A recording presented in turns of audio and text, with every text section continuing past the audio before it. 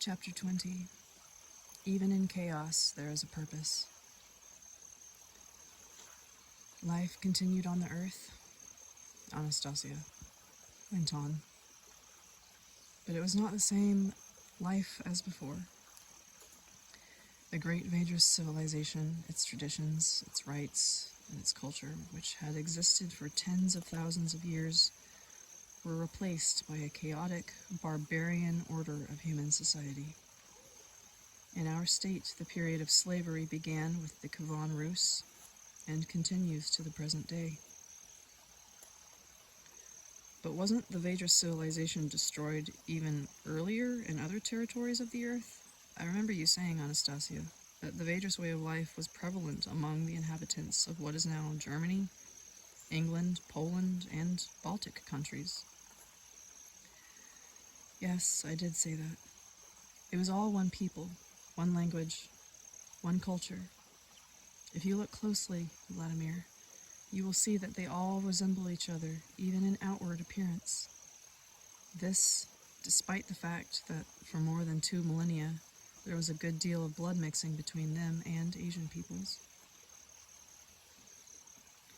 But why did things come about like that, Anastasia? You said it was a great civilization and a great culture, and yet in the blink of an eye, this civilization was destroyed by the sword and fire and arrows.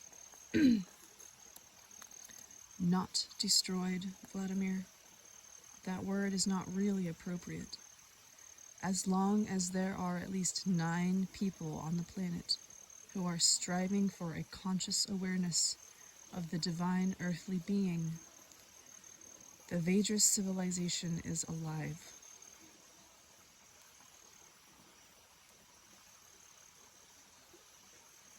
But now, after all, there are not just 9 people, but hundreds of thousands who are discovering more and more the truth within themselves and are changing their way of life at the core. They will soon outnumber in the millions, but for now these hundreds of thousands should be seeking for the answer to the puzzle within themselves, for an understanding of how the disaster came about. But what if they don't understand?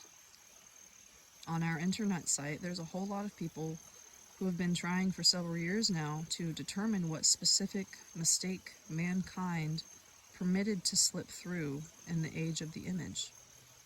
There's a discussion forum there known as the mistake of the age of the image, but so far nobody has managed to make out what that mistake might be. There's a lot of variance, but no overall answer here. It may not come for another 1,000 years. Maybe nobody will ever be able to determine the mistake. They will. Perhaps in a day, or perhaps 5 to 9 years, they will find the answer. When was this book written? This book was written... if I could find it... in 2006. Huh. Alright. How can you be so sure? Think about it, Vladimir. It was only a short time ago that people did not even talk about the subject at all. And there were not even attempts to think along these lines. Now you tell me yourself that a whole lot of people are endeavoring to solve the mystery. Thought is switched on. Just like a little shoot from a seed, it will always find its way to the light.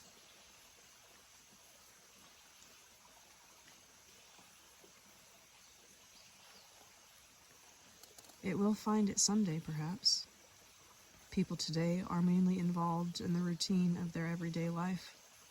Your grandfathers and you have had the opportunity to do a lot more reflecting. Besides, you have access to a huge amount of information about the past, and then, naturally, you have your own view of things. Why not share it? At least give people a hint? In other words, Vladimir, you are asking me to switch people's thinking off? Now, why would I be the one who wants to switch it off? Why would a simple hint have that kind of result? If everybody who is trying to work out the solution today in their thought takes a hint as gospel truth, their thinking will immediately cease operations. Then they will be expecting even more hints. And you may be sure that the hints will come. In fact, they'll quickly pour down in showers upon them. That is precisely what is happening right now. People are getting hints left and right about what is healthy to eat and drink, how to dress, where the best resorts are, how to live, where to search for God. And what is the result? Life progressively gets worse. God created the order of the universe with his thought, and he gave thought as a gift to man. But somebody is constantly trying to bring it to a halt. Does that mean you know the answer, but you don't want to talk about it? I do not know the answer, but I can presuppose. Well, what presuppositions have you come up with, for example, pray tell? Perhaps a period of chaos was needed, a period of mistakes, so that mankind might have a complete account of it and not repeat it in the future. Similar phenomena have emerged in history when mankind is on the verge of a great discovery, a discovery of universal proportions. Now that, Anastasia, is what I call a good and encouraging presupposition. Your story about the Vedras family, Mila and Radomir, had a very sad ending, quite unlike your usual optimism. Vladimir, why have you decided that the story has come to an end? Life continues, and so not a single story about life can ever be considered to have come to an end. I remember how the great-grandson, Nikodim, went off with Praskovia and continued the family line. But I still feel sorry for specific individuals like Radomir, Mila, and others. The story about them cannot be continued. One can talk only about continuing the family line. If there's something more you can tell me, then please do tell me, Anastasia.